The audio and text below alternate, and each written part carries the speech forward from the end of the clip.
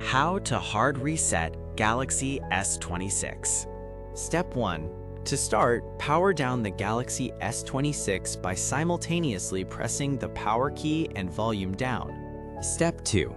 Next, connect the smartphone to your computer using a USB-C cable, and then simultaneously press and hold the power button and volume up. Step 3.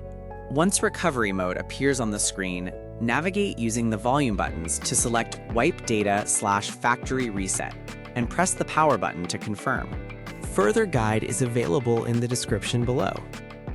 Since the remaining steps are technical and complex, we have detailed them in an external blog post. Make sure the device has at least 50% battery or remains connected to power during the hard reset. After the hard reset finishes, disconnect any cables and let the phone sit for 30 to 60 seconds before use. Open the link in the description to continue and finish the hard reset process.